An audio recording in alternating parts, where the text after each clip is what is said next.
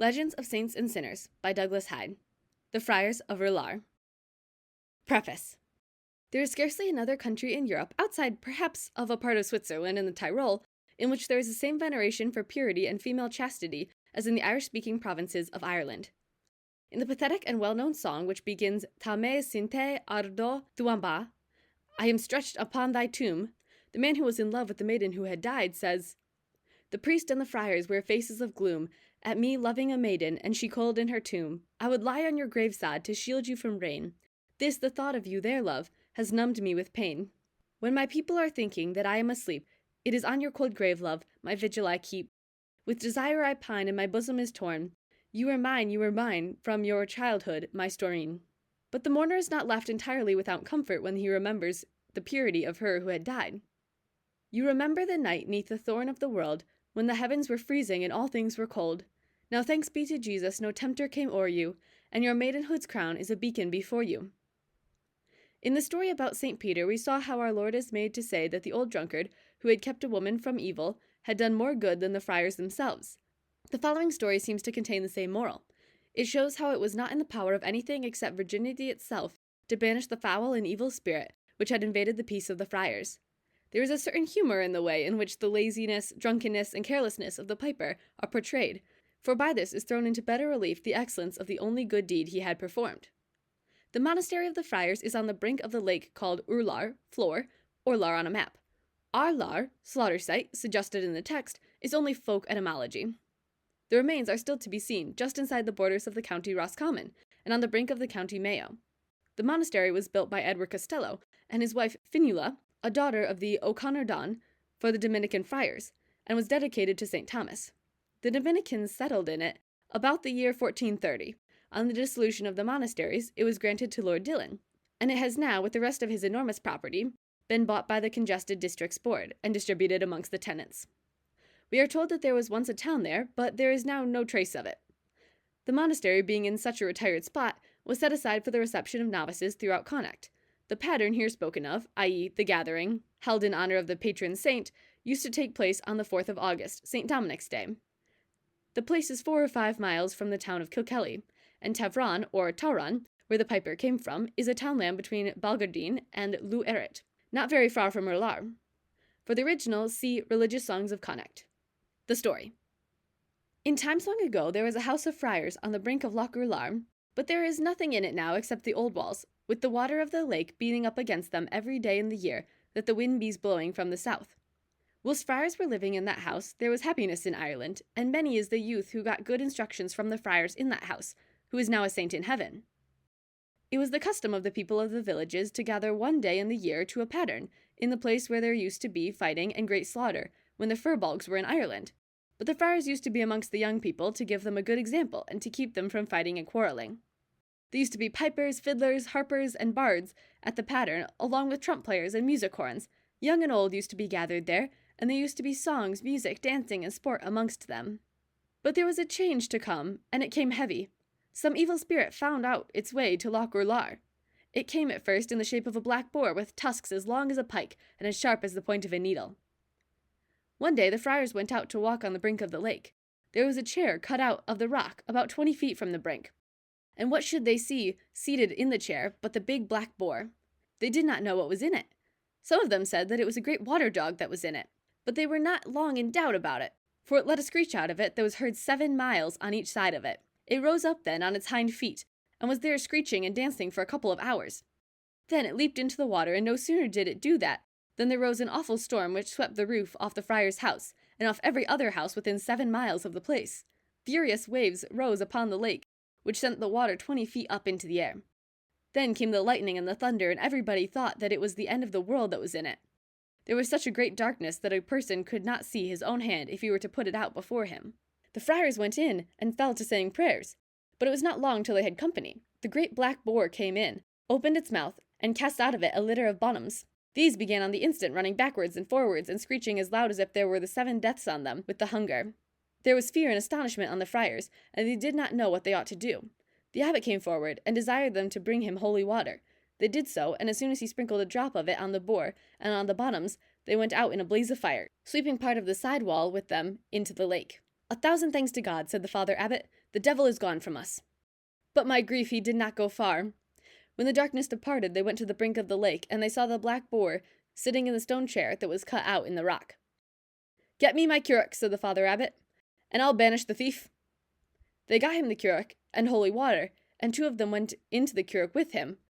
But as soon as they came near to the black boar, he leaped into the water. The storm rose, and the furious waves, and the currach and the 3 who were in it were thrown high up upon the land with broken bones.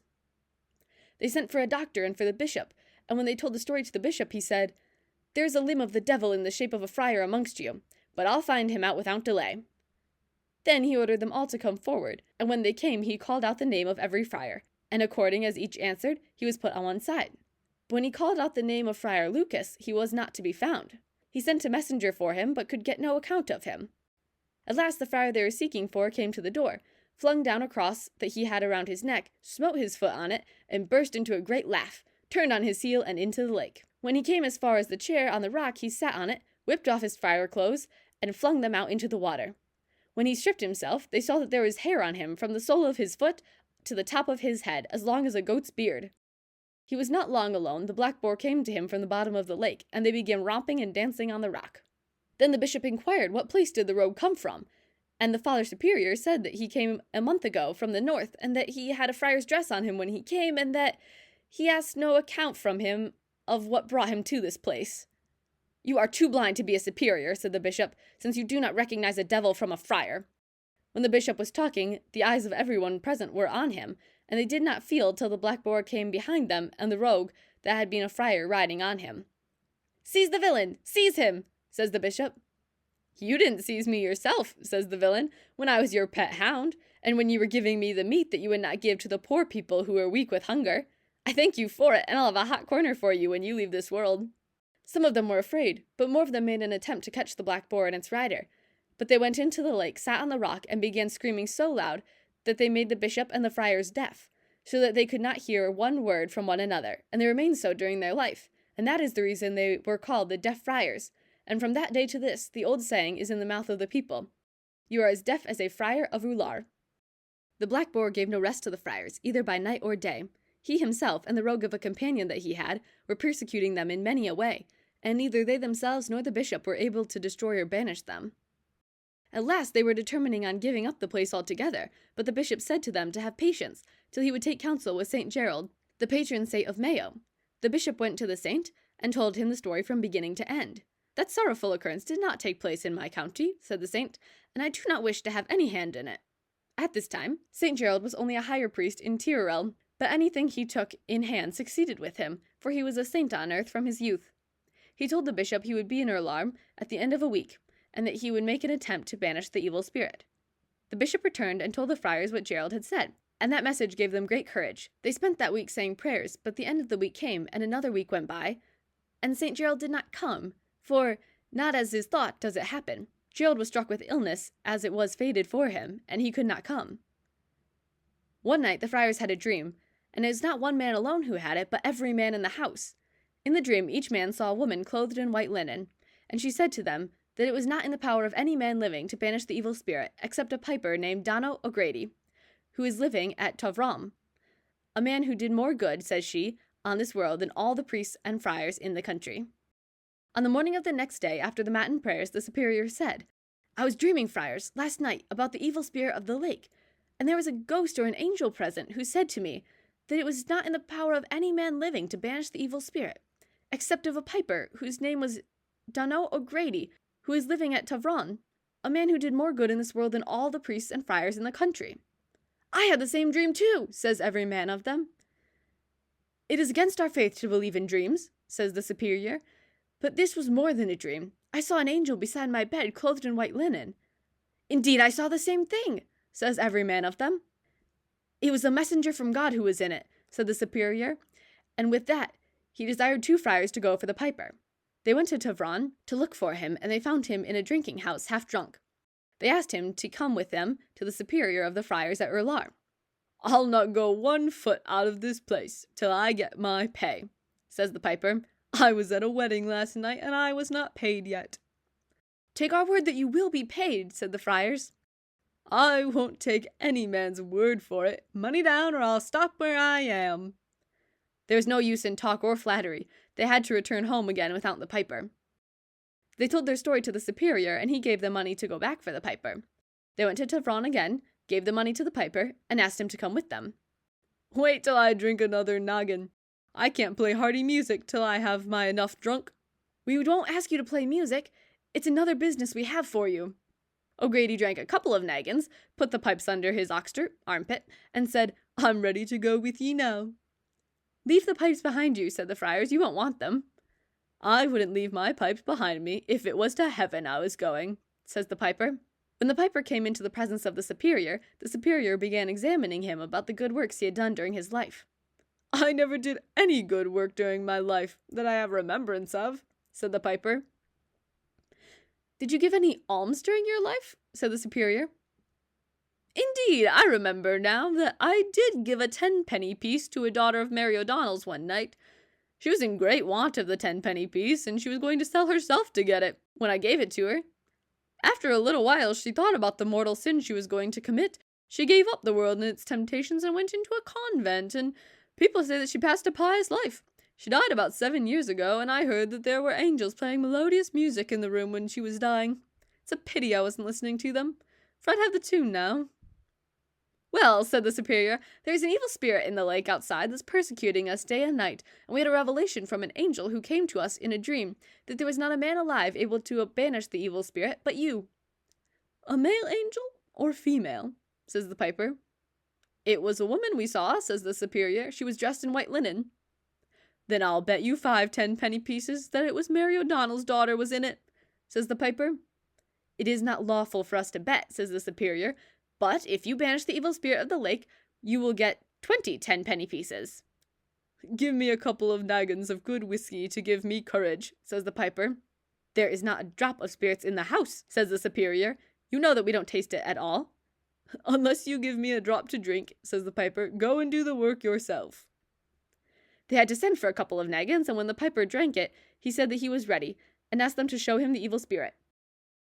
They went to the brink of the lake, and they told him that the evil spirit used to come on to the rock every time that they struck the bell to announce the angel's welcome, angelical salutation. Go and strike it now, says the piper. The friars went and began to strike the bell, and it was not long till the black boar and its rider came swimming to the rock. When they got up on the rock, the boar let out a loud screech, and the rogue began dancing. The piper looked at them and said, Wait till I give ye music. With that he squeezed on his pipes and began playing, and on the moment the black boar and its rider leapt into the lake and made for the piper. He was thinking of running away when a great white dove came out of the sky above the boar and its rider, shot lightning down on top of them, and killed them. The waves drew them up on the brink of the lake, and the piper went and told the superior and the friars that the evil spirit of the lake and its rider were dead on the shore. They all came out, and when they saw that their enemies were dead, they uttered 3 shouts for excess of joy. They did not know then what they would do with the corpses. They gave 40 10-penny pieces to the piper, and told him to throw the bodies into a hole far from the house. The piper got a lot of tinkers, who were going the way, and gave them 10 10-penny pieces to throw the corpse into a deep hole in a shaking straw a mile from the house of the friars. They took up the corpses, the piper walked out before them playing music, and they never stopped till they cast the bodies into the hole, and the shaking straw closed over them, and nobody ever saw them since. The hole of the black boar is to be seen still. The piper and the tinkers went to the public house, and they were drinking till they were drunk. Then they began fighting, and you may be certain that the piper did not come out of Urlaur with a whole skin. The friars built up the walls and the roof of the house, and passed prosperous years in it, until the accursed foreigners came who banished the friars, and threw down the greater part of the house to the ground. The piper died a happy death, and it was the opinion of the people that he went to heaven, and that it may be so with us all. End of 18.